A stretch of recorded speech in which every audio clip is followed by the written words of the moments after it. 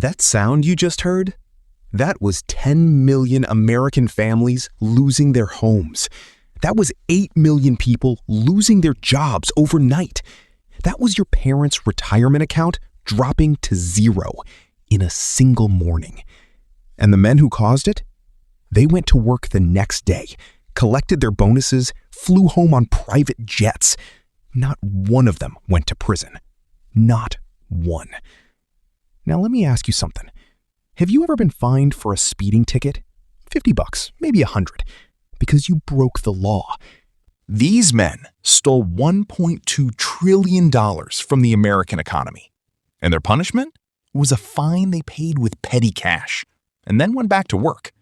How is that possible in America? How does the biggest financial heist in the history of this country happen completely legally, and nobody gets punished? That's exactly what this video is going to answer. Because what you're about to hear is not a movie, not a theory, not a conspiracy. This is the real story.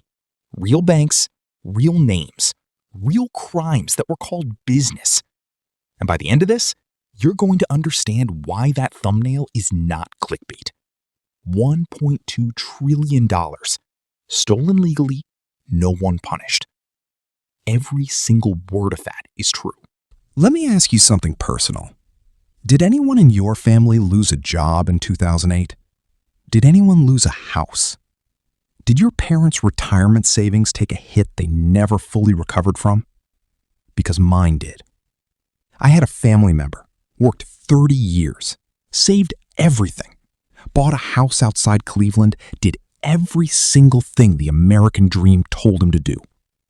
And in 2008, gone. Bank called, house value collapsed, retirement account wiped. He was 61 years old and starting over from nothing. And I remember sitting there thinking, this doesn't make sense. This man did everything right. How does the whole economy just fall apart?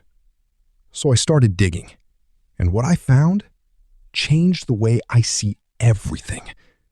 Because this wasn't an accident. This was a machine.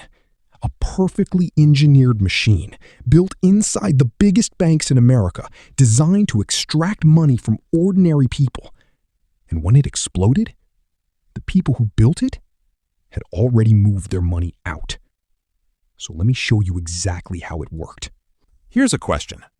Why would a bank give a home loan to someone with no income, no job, and no savings? Think about that for a second. It makes zero sense, right? If the person can't pay back the loan, the bank loses money. So why were banks across America in the early 2000s handing out mortgages to literally anyone who walked through the door? They even had a name for these loans. Ninja loans. No income, no job, no assets. And they were handing them out like candy. Here's why. The banks were never planning to keep those loans. The moment they gave you that mortgage, they packaged it up. Your loan, your neighbor's loan. Thousands of bad mortgages bundled together into one product. They called it a mortgage-backed security. And then they sold it to pension funds, to foreign investors, to retirement accounts held by teachers and firefighters and government workers all over the world. The bank collected their fee, handed off the risk, and moved on to the next loan. Now, here's where it gets really dark. Who was supposed to check if these products were safe? The ratings agencies. Moody's, Standard & Poor's, Fitch. These are the companies that exist for one reason: to tell investors whether a financial product is safe or dangerous. And they were rating these bundles of garbage mortgages AAA. AAA. The highest safety rating that exists. The same rating as U.S. government bonds. Now, ask yourself, why would they do that? Because the banks were paying them. The same institutions creating the products were paying the agencies to rate them. Think about that. Imagine a student paying their own teacher to grade their exam, and the teacher gives them an A no matter what's on the paper. That's exactly what was happening. on a trillion-dollar scale. By 2006, Goldman Sachs, Lehman Brothers, Bear Stearns, Citigroup, Morgan Stanley, they had collectively built over $1.2 trillion worth of these products, selling them globally, telling everyone they were safe. But here's the question nobody asked at the time. Did they actually believe that? No. Internal emails from Goldman Sachs, later released in congressional hearings, showed their own traders calling these products a piece of junk. One trader described them as, and I'm paraphrasing here, a product that is designed to fail. They were selling these securities to their own clients, while secretly betting those same products would collapse. They were on both sides of the table, selling poison with one hand, taking out insurance on the death with the other. Now, here's the part nobody talks about enough. What actually triggered the collapse? The loans started resetting. See, most of these ninja mortgages had what's called an adjustable rate. The first 2 or 3 years, low payment, affordable, manageable. Then, the rate adjusts, and the payment doubles, sometimes triples. These loans were designed to be impossible to maintain long term. So when 2007 hit, millions of Americans started defaulting at the same time, and the entire house of cards came down. March 2008, Bear Stearns collapses. 85 years of history, gone in a weekend.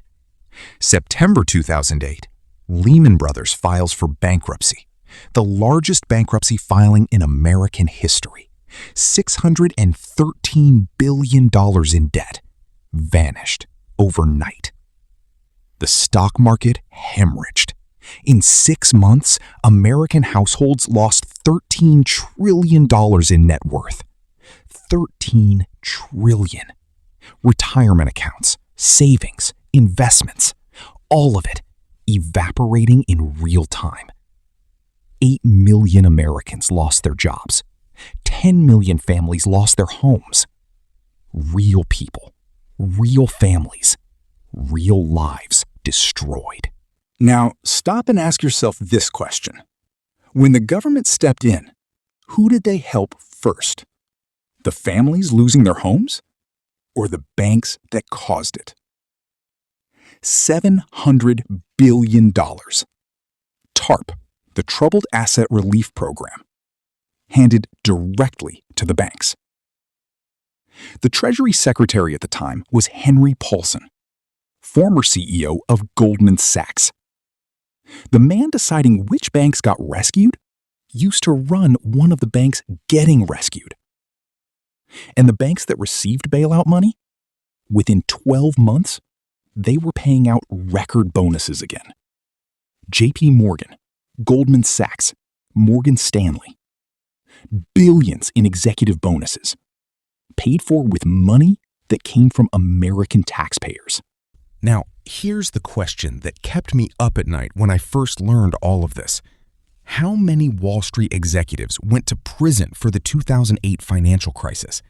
Take a guess. Hundreds? Dozens? At least 10? One.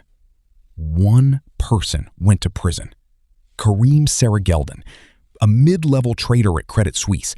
Not a CEO, not a board member, not one of the architects of this system. One mid-level guy. That's the entire accountability for the biggest financial heist in American history. And here's why. Eric Holder, the Attorney General of the United States, later admitted publicly that the Justice Department was afraid that prosecuting major banks could further destabilize the economy. They were too big to jail. That's a real phrase that was used in real conversations inside the U.S. government. Too big to jail. So Goldman Sachs paid $5 billion in fines. JP Morgan paid $13 billion. Citigroup paid $7 billion. They wrote checks and went back to work. No admission of criminal guilt, no prison sentences, no real consequences. Just fines that amounted to a fraction of what they made, paid out of corporate accounts, while the executives kept every dollar of their personal bonuses. The families who lost their homes, they got a foreclosure notice and a cardboard box. So let me bring it back to that thumbnail for a second. The biggest heist in history. $1.2 trillion stolen legally. No one was punished. I want you to understand, that is not exaggeration. That is not clickbait. That is the documented, congressional record, court filing, email evidence truth of what happened to this country between 2005 and 2009. The heist didn't happen in a dark alley. It happened in glass towers on Wall Street, with lawyers, with lobbyists, with government approval, in broad daylight. And the reason most people don't fully understand it is because it was designed to be complicated. The complexity was the camouflage. When something is confusing enough, people stop asking questions. That was the point. Here's what I need you to walk away with today. The 2008 financial crisis was not a natural disaster. It was not bad luck. It was not an unpredictable market cycle. It was the result of deliberate decisions made by people who knew exactly what they were doing and had already figured out how to walk away clean when it blew up. The system didn't fail. The system worked exactly as designed, for the people who designed it. And here's the part that should keep you thinking long after this video ends. The same incentive structure still exists today. The same revolving door between Wall Street and Washington still spins. The same too-big-to-fail banks are bigger now than they were in 2008. So the real question isn't what happened then. The real question is, are you paying attention now? Because the biggest heist in history already happened once, and nobody went to jail.